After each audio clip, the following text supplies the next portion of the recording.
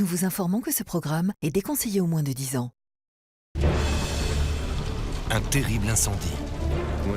Quand un corps est couché sur le dos, on se pose des questions, et c'était le cas ici. Une maison qui cache un secret. Un mystère, un triangle amoureux. Il pensait que le monde lui appartenait. Scott avait la belle vie. Il avait un travail, de l'argent et un père célèbre. Une justice qui se dérobe dans un monde de privilégiés. Les gens ne revenaient pas qu'il ne soit pas puni pour son crime. Deux jeunes nantis issus de familles influentes déchirés par une rivalité fatale. C'est tout de suite dans Crime en haute société.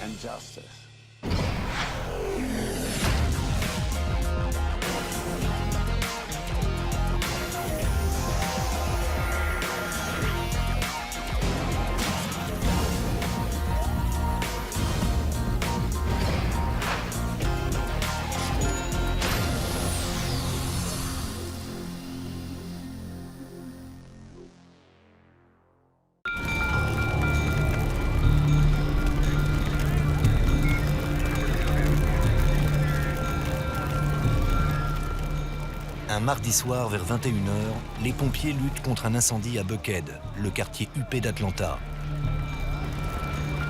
Mais ce n'est pas un incendie comme les autres.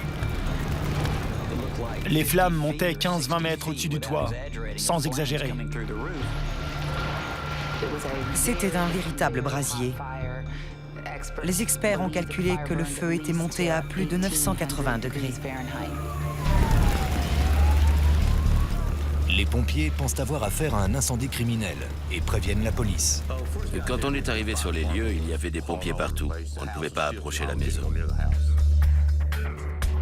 Plus étrange encore, le propriétaire de la maison, David Coffin Jr., un riche héritier de 41 ans, est introuvable. Tandis que les pompiers font tout pour contenir l'incendie, la petite amie de David Coffin, Megan Lee, est alertée par un ami et se précipite sur les lieux. On appelait tout le monde à la recherche de David. On demandait à ses amis s'ils savaient où il était passé.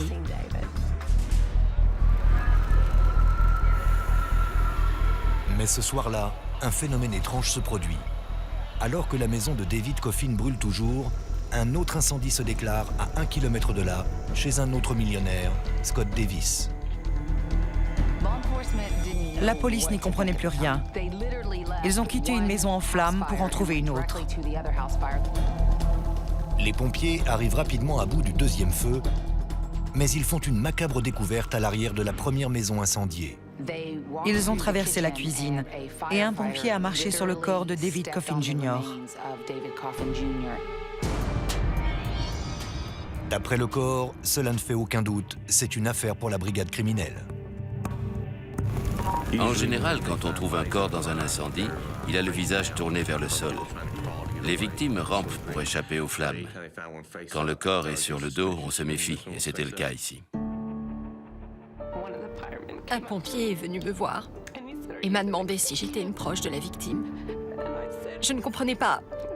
Comment ça, la victime? Il m'a dit qu'il venait de trouver un corps dans la cuisine. Elle était anéantie, elle ne tenait plus debout. Ses amis qui l'accompagnaient devaient la soutenir pour qu'elle ne tombe pas. Je me sentais complètement submergée. J'ai réagi très violemment. Mais je n'arrivais pas à prendre conscience de la situation. Ça me paraissait impossible.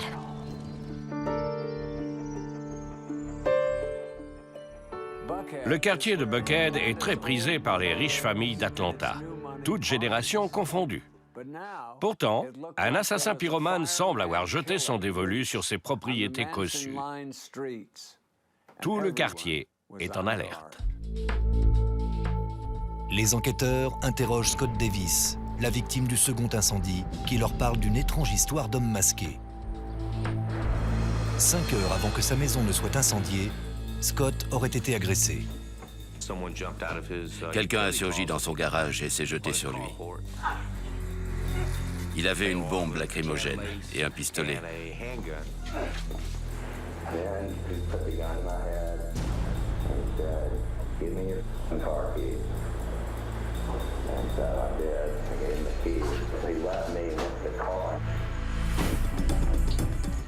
Scott explique que son agresseur est devenu fou en voyant qu'il n'arrivait pas à démarrer la voiture.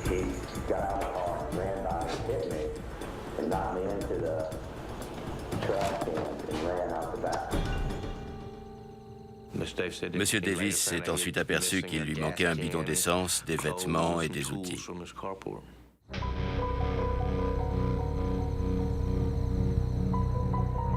Scott Davis pense que l'agression est terminée. Mais alors que les pompiers se précipitent chez David Coffin pour éteindre l'incendie, l'agresseur revient. L'homme masqué est revenu chez Scott, cette fois-ci armé d'un pistolet. Il a tiré sur Scott Davis et mis le feu à sa maison.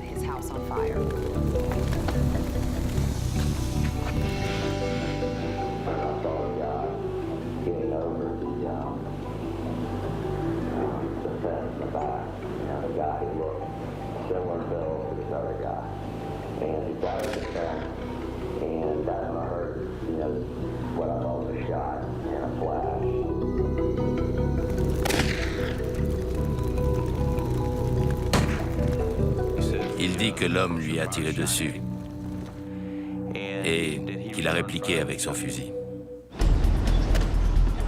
La police parcourt les rues de Buckhead pour tenter de retrouver la piste du suspect. Nous avons interrogé la voisine de Scott Davis ce soir-là.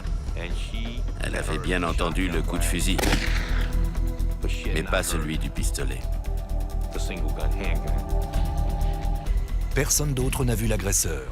Il a disparu sans laisser de traces. Au poste de police, Megan fait part aux enquêteurs d'un événement étrange survenu quelques jours avant l'incendie. La maison de David Coffin avait été cambriolée. On lui avait volé des armes, des ordinateurs, une montre ancienne. Ça ressemblait plus à du vandalisme qu'à un cambriolage. Ils avaient laissé un ampli de grandes marques, des armes, des montres. Beaucoup de choses faciles à prendre s'il s'était agi d'un cambriolage. Lorsque les agents interrogent Megan au sujet du second incendie, ils sont sous le choc. Scott Davis, propriétaire de la seconde maison, n'est autre que son ex-mari. Je ne suis pas Sherlock Holmes, mais je pense que l'agresseur de M. Davis a aussi agressé et tué David Coffin. Il semblerait qu'avoir une liaison avec Megan Lee ne soit pas très recommandé. Mais il faut voir au-delà des apparences. Le quartier le plus prestigieux d'Atlanta cache un terrible secret.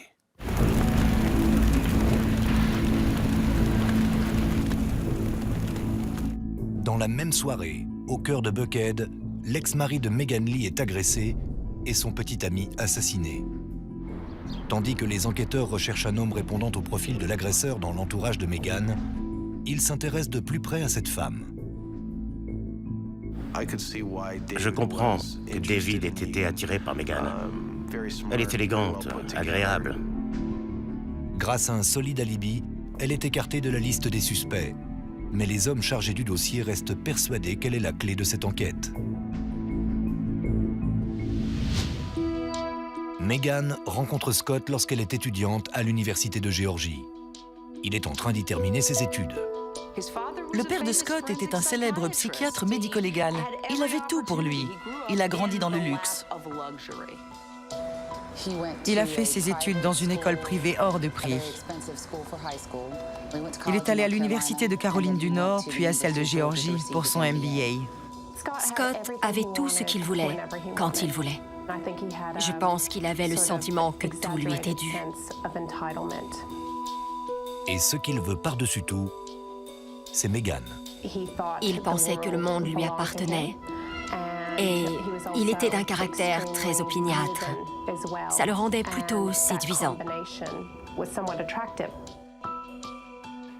La belle ingénue est la star du campus.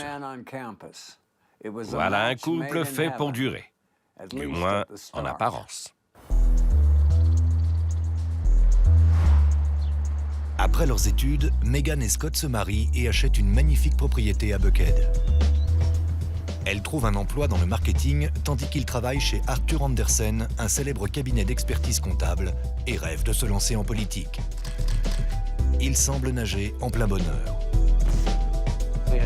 Il avait une belle femme. Il vivait dans les beaux quartiers d'Atlanta. Il avait un travail, de l'argent et un père célèbre.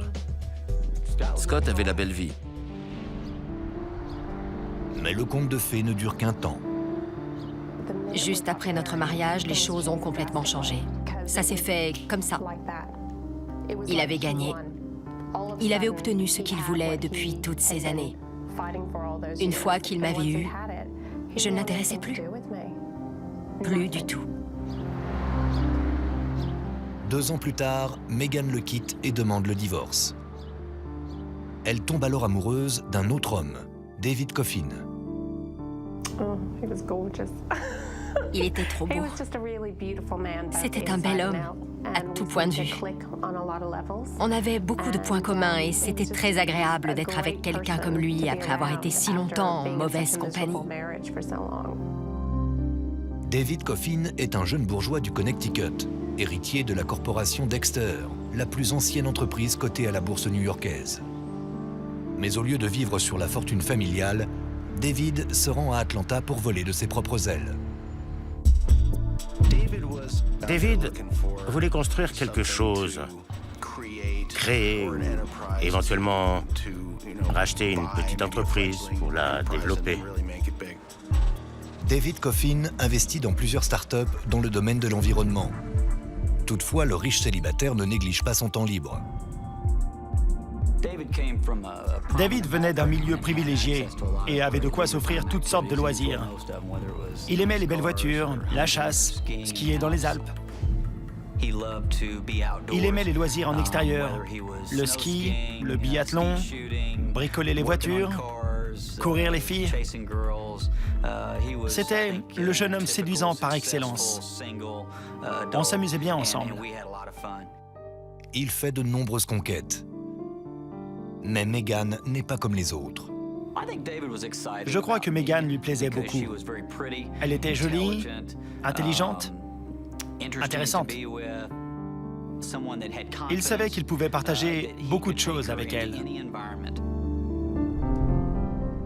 Mais apparemment, quelqu'un n'accepte pas cette relation. À mesure que Megan se remémore les jours qui ont précédé l'incendie, tous les soupçons se portent vers son ex-mari. D'après Megan, sa nouvelle relation avec David a mis Scott hors de lui. Scott Davis se considérait comme un privilégié, mais son ex-femme s'est mise à voir un homme qui avait beaucoup plus d'argent que lui. Il l'appelait sans arrêt. Il voulait qu'elle revienne. Il rabaissait tout le temps David en me disant « Tu sais, il collectionne les conquêtes. Tu ne devrais pas fréquenter un mec pareil. » Megan déclare qu'il la harcelait. Des enregistrements en témoignent.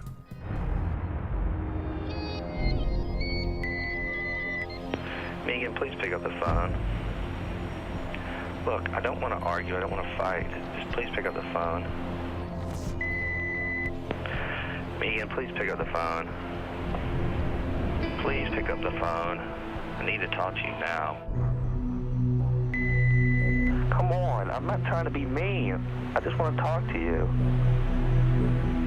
Megan, please pick up the phone. Megan, I love you. I just want to talk to you.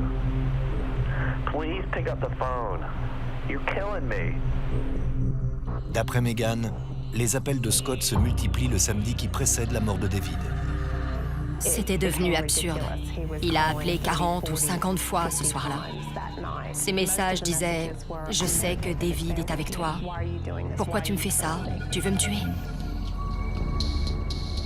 Ce soir-là, David passe la nuit chez Megan. Le lendemain matin, vers 11 h, David est rentré chez lui, à Buckhead, et il a trouvé sa maison sans dessus-dessous.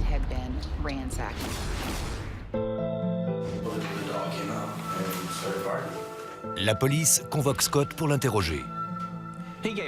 Il a donné une toute autre version de sa relation avec Megan. Il nous a dit qu'ils allaient divorcer, que tout se passait bien pour lui, qu'il était en train de refaire sa vie. still love Megan, but I'm also, going out on dates and doing my own thing too. So I'm just trying to kind of move forward with my life and let her kind of do what she needs to do. Mais l'enquêteur n'y croit pas et interroge Scott sur la relation entre Megan et David Coffin. Je lui ai parlé plus franchement de ce qui s'était passé.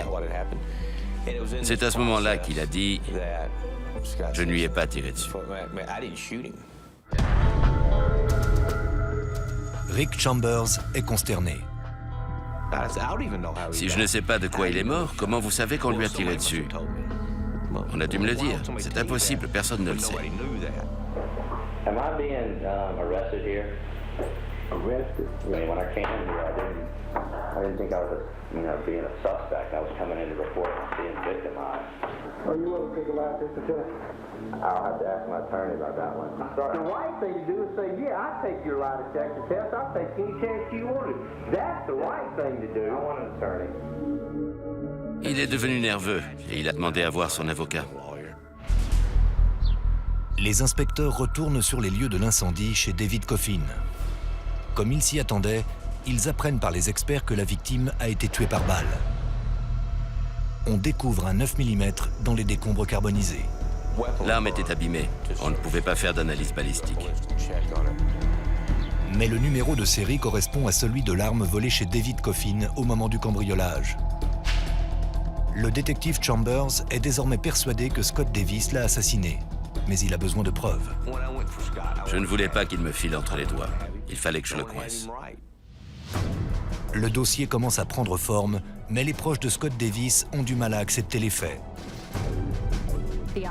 Imaginez que cet homme que j'avais aimé, que j'avais épousé, ait pu faire une chose pareille. C'était inconcevable. J'ai cherché par tous les moyens une autre explication plausible. On connaît l'histoire par cœur. Un jeune homme fortuné, issu d'une famille influente, a des ennuis. Et la notion de justice pour tous disparaît. À cette étape de l'enquête, les policiers croient sans doute tenir le coupable. Pourtant, ils sont loin d'imaginer la tournure que l'affaire va prendre. Les enquêteurs sont persuadés que Scott Davis a tué David Coffin. Mais il manque cruellement de preuves. 3 jours après l'incendie, ils analysent la liste des appels de la victime et font une découverte étonnante. Au moment du cambriolage du domicile de M. Coffin, quelqu'un qui se trouvait dans la maison a appelé chez Scott Davis.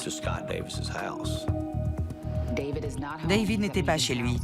Il était chez Megan. C'est difficile de savoir qui a téléphoné.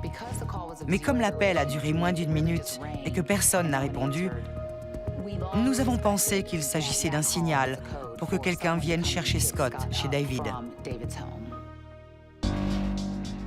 Les enquêteurs pensent que Scott Davis avait un complice, mais son identité leur échappe. À mesure que les recherches progressent, ils décèlent de nouvelles incohérences. Lors du premier interrogatoire, Scott nous a dit qu'il était allé travailler le lundi. Nous avons vérifié auprès de son employeur et ce jour-là, il avait appelé pour prévenir qu'il était malade.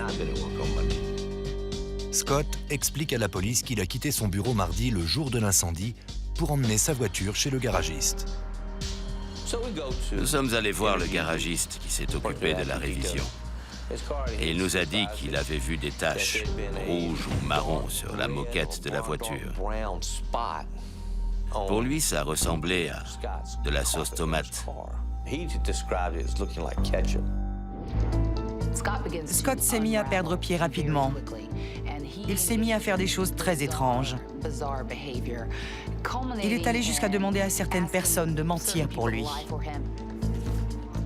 Se sentant pris au piège, Scott demande à un voisin de mentir à la police en affirmant l'avoir vu à la salle de sport avant l'incendie. Le voisin ne voulait pas.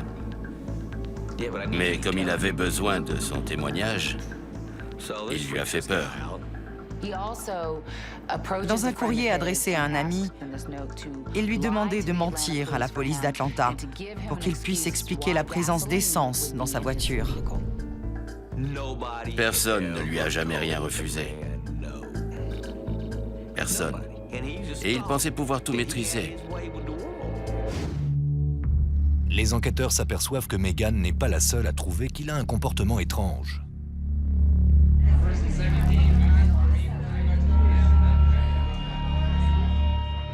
Quelques jours avant l'homicide, il se fait remarquer lors d'une soirée où il arrive tout de noir vêtu et au cours de laquelle il se comporte de manière étonnante. Scott n'a pas quitté sa veste ni ses gants de la soirée. Il s'est mis à trancher violemment des fruits et du fromage en proférant des menaces. Ces gens savaient qu'il traversait des moments difficiles avec Megan. C'était une soirée très étrange. Les gens plaisantaient avec lui en disant « Et alors, tu vas tous nous tuer ?» Tout le monde se demande alors si ce comportement étrange aurait dû les alerter sur ses pulsions criminelles. 3 jours après l'incendie, un élément vient accélérer l'enquête. On retrouve la voiture de David Coffin, disparue depuis sa mort. La voiture a été retrouvée incendiée à Atlanta, au nord de Buckhead. Dans la voiture, ils ont trouvé un bidon d'essence et un autre fusil volé pendant le cambriolage. Les enquêteurs montrent à Megan une photo du bidon d'essence. Et l'étau se resserre autour de son ancien époux. Megan a reconnu le bidon d'essence qu'il y avait chez Scott. Il se trouvait dans un sac des Jeux Olympiques. Ils en avaient beaucoup parce que Scott avait participé à l'organisation des Jeux de 1996.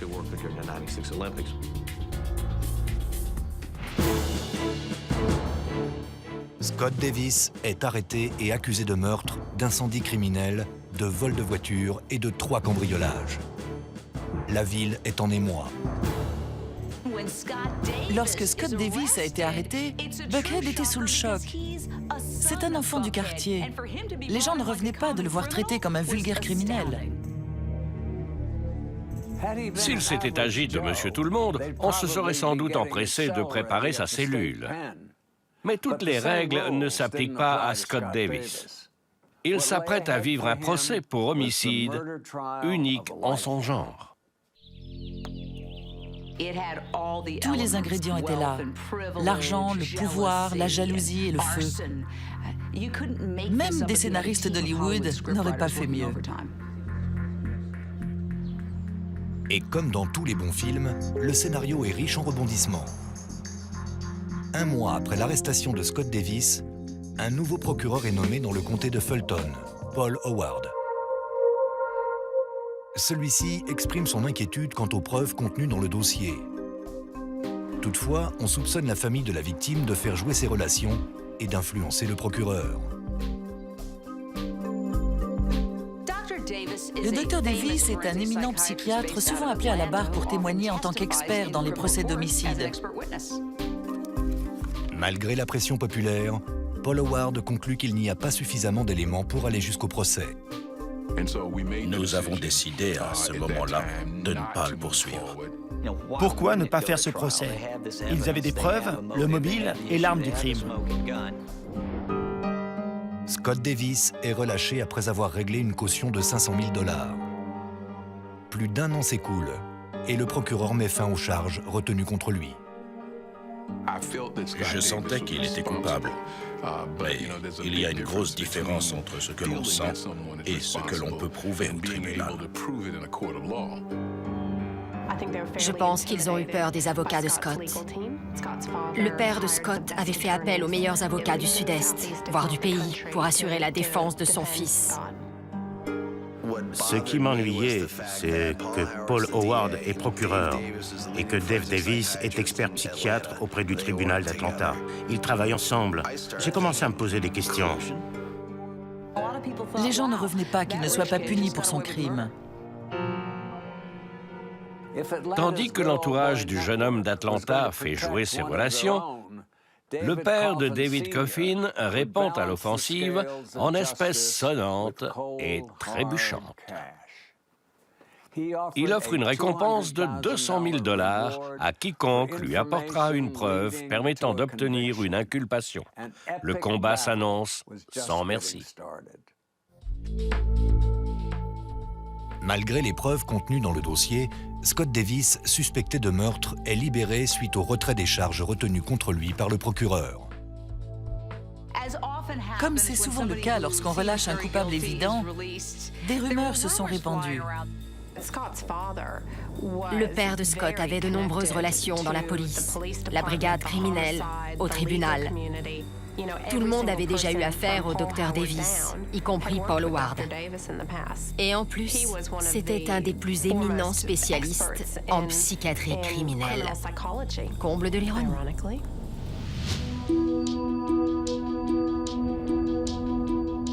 Une fois Scott Davis remis en liberté, Megan Lee finalise son divorce et part s'installer à l'autre bout du monde, en Australie. Elle se remarie et refait sa vie. La frontière est très mince entre l'amour et la haine. Je suis tout à fait consciente que dans la plupart des homicides de ce genre, c'est la femme qui est tuée. Je ne l'ai jamais oublié. Les années passent et Scott quitte lui aussi Atlanta. Il s'installe dans la baie de San Francisco. Il ne pouvait pas rester à Atlanta, parce que tous les gens qu'il connaissait ou qui connaissaient ses parents, au niveau professionnel ou personnel, tout le monde regardait Scott en se demandant si c'était un meurtrier. Dans le même temps, la famille de David Coffin poursuit sa quête de justice.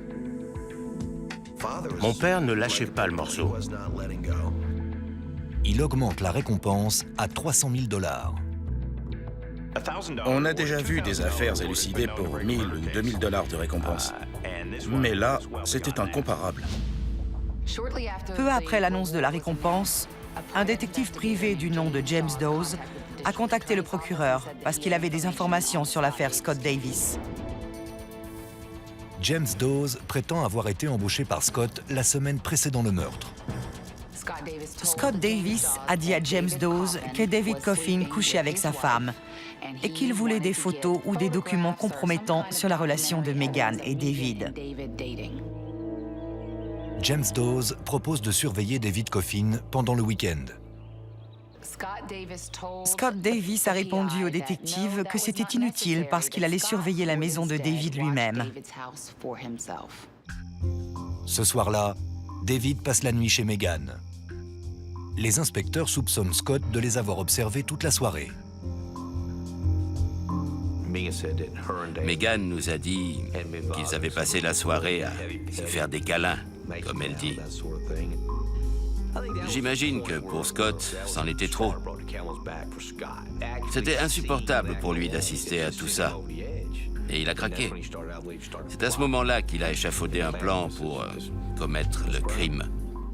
Il a avoué à James Dawes qu'il harcelait la victime. Il espionnait sa maison, il fouillait chez lui. Le dossier de Scott Davis s'épaissit. Mais la situation est loin de faire peur au ténor du barreau qui assure sa défense, Bruce Morris. Bruce Morris est un avocat très respecté, très aimable, posé, mais il est tenace, obstiné. Il ne lâche rien. Les avocats de Scott Davis ont menacé de poursuivre James Dawes en justice s'il livrait ses informations au procureur. Le combat juridique dure un peu plus de 2 ans. Les juges finissent par écouter le témoignage de James Dawes, mais une fois de plus, le procureur refuse la mise en examen. Si on vous épargne une mise en examen pour homicide alors que tous les éléments vous accusent, que faites-vous une fois que les choses se sont tassées? Vous lancez votre carrière politique, bien sûr. En 2003, il y a eu des élections de rappel mémorables en Californie. Une quantité de gens incroyables s'était présentée. Il y avait plus de 100 candidats, y compris une star de cinéma. Imaginez, Arnold Schwarzenegger candidat, c'était de la folie. Scott Davis se présente lui aussi aux élections. Je me suis dit qu'on allait vraiment de surprise en surprise avec cette affaire. Nous étions sidérés. Lorsque l'affaire Coffin se répand dans les journaux, le candidat se retire rapidement de la course. La campagne express de Scott Davis se concentre avant tout sur le don d'organes, une cause surprenante pour un homme suspecté de meurtre. Mais l'arrogance sans borne de Scott est sur le point de lui faire du tort. Une nouvelle procureure est bien décidée à le coincer. Et croyez-moi, elle est prête à tout. 8 ans après le meurtre de David Coffin, le procureur crée une nouvelle unité chargée des dossiers non résolus et demande à la substitut du procureur Sheila Ross de diriger l'équipe. Le premier dossier que Paul Howard m'a confié était l'homicide de David Coffin. Il a dit que ce dossier devait être étudié et élucidé. Sheila Ross reprend les anciennes preuves. Tous les témoins que nous avons contactés se sentaient frustrés par cette affaire. Je lui ai dit, je ferai tout ce qu'il faut. Mais si c'est pour nous décevoir, moi, les Coffin et tous les autres, comme le bureau du procureur l'a déjà fait en nous laissant tomber, alors ne comptez pas sur moi. Je n'avais aucun doute sur le fait que Scott Davis avait tué David Coffin. Scott a tué son adversaire en espérant qu'une fois qu'il l'aurait rayé de la carte, Megan reviendrait vers lui. Il ne l'a pas tué pour le plaisir, il voulait récupérer Megan. La ténacité de Sheila Ross se révèle payante. Elle est arrivée et nous a tous embarqués avec elle. On y croyait. Ensemble, on allait pouvoir le coincer. C'était la première à réellement prendre le dossier en main. C'est une affaire délicate, où tous les détails ont leur importance. Et si on ne relie pas tous les éléments dans l'ordre, tout s'écroule.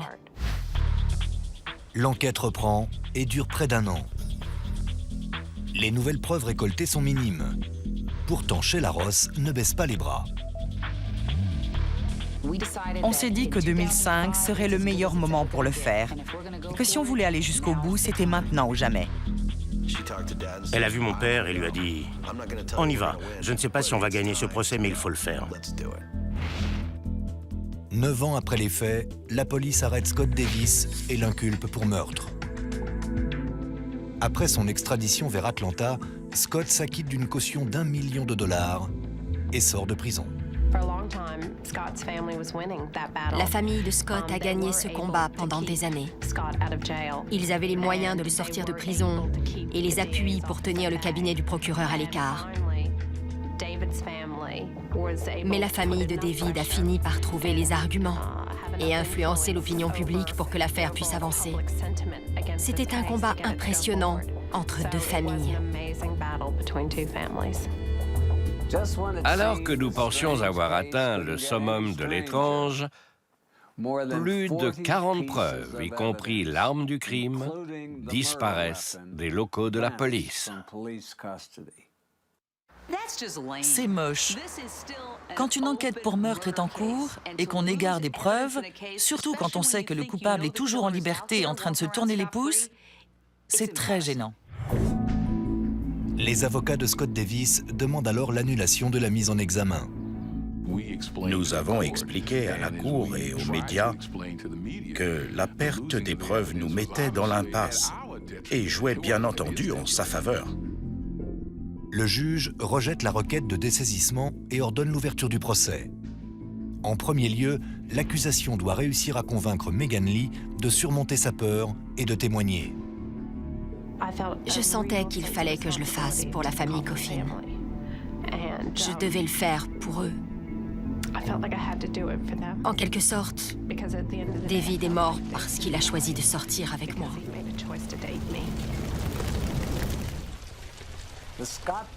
Le procès de Scott Davis est un événement incontournable à Atlanta. Megan Lee est prêt à aller à la barre et la défense fait témoigner un expert qui va surprendre tout le monde. Il aura fallu 10 ans pour que cette histoire se termine enfin. Le 28 octobre 2006, Scott Davis entre dans une salle d'audience pleine à craquer où il sera jugé pour meurtre. Tout y était. La fortune, le charme, le pouvoir et le meurtre. On jouait sur l'influence et l'argent du côté de la victime et sur le pouvoir et le prestige du côté de la famille du suspect. Il y avait un triangle amoureux, un incendie spectaculaire une enquête, et pendant toutes ces années, l'accusation n'a jamais renoncé. La défense s'organise autour d'un groupe d'avocats mené par Bruce Morris, un des meilleurs dans le sud-est du pays. Nous nous sommes préparés pour ce procès comme pour une guerre. Nous savions que nous avions affaire à des avocats médiatisés, puissants, très coûteux et expérimentés qui feraient tout pour faire acquitter leurs clients.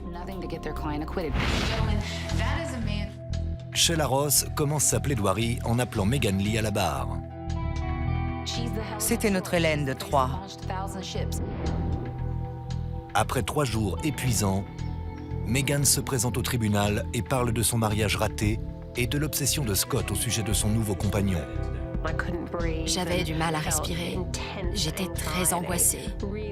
C'était terrifiant de me trouver dans la même pièce que Scott et sa famille.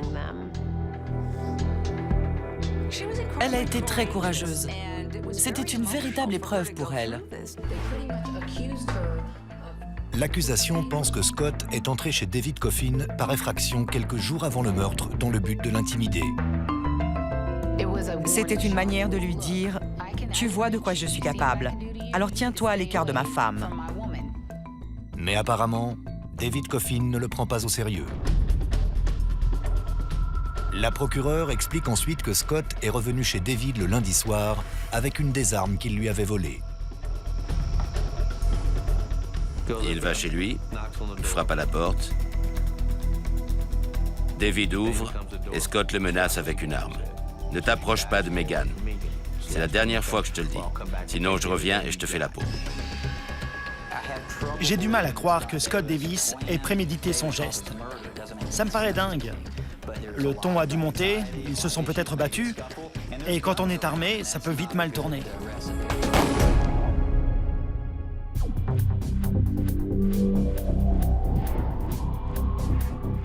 D'après les enquêteurs, Scott est retourné la nuit suivante sur les lieux du crime pour mettre le feu à toutes les preuves. Il sait qu'il y a des preuves matérielles et qu'il doit les éliminer. Donc, il retourne incendier la maison le mardi soir. Alors que les jeux sont presque faits, la défense surprend la cour en appelant un témoin surprise, le docteur Dave Davis, le père de Scott. À la stupeur générale, il fournit un alibi à son fils. I remember I was watching the news and he talked to his mother while I was watching the news. He stayed about 30 or 40 minutes and then he left. C'est la première fois que le docteur Davis fait une telle déclaration. Le docteur Davis a dit sous serment que son fils avait regardé les informations avec eux le soir du cambriolage. C'est seulement le jour du procès qu'il choisit d'apporter la preuve que son fils n'a pas pu commettre ce crime. C'est fascinant et assez ironique que le docteur Davis, éminent psychiatre de la cour, ait dû témoigner à la barre pour défendre son fils en lui servant un alibi monté de toutes pièces. Après 6 semaines de procès et l'audition de plus de 60 témoins, le procès prend fin. Scott Davis ne prendra jamais la parole. En témoignant, il aurait dû revenir sur cette histoire abracadabrante d'agression le soir de la mort de David Coffin. Un homme masqué l'aurait aspergé de gaz et il aurait dû expliquer tout ça. Pendant 4 jours, le jury délibère, non sans difficulté. Le dossier manquait de preuves matérielles. Tout était carbonisé. J'avais l'impression que ce tribunal ne le déclarerait jamais coupable. Mais le jury rend enfin son verdict. We, the jury, find Scott Davis guilty.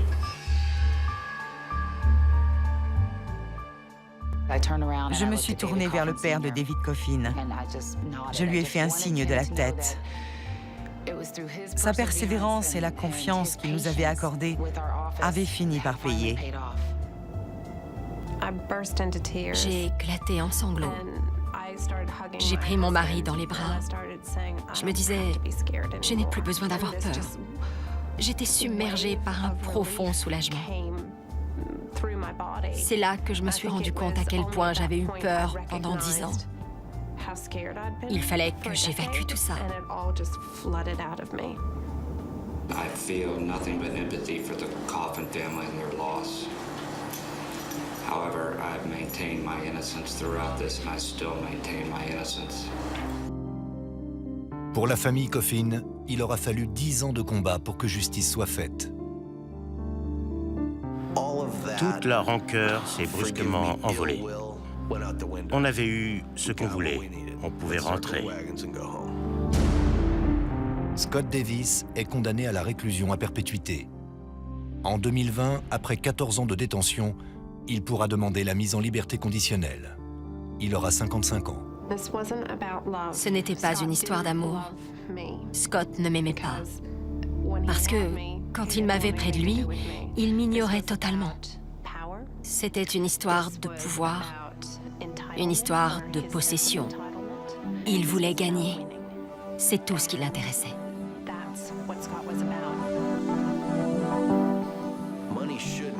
L'argent ne devait pas compter. Mais je ne suis pas mécontent que la famille Davis ait dépensé une fortune pour défendre Scott. Ils y ont laissé presque tout. Et Scott n'a rien fait pour les en empêcher. Et voilà, tout ça pour ça. Scott Davis est l'exemple même de l'enfant gâté qui a mal tourné.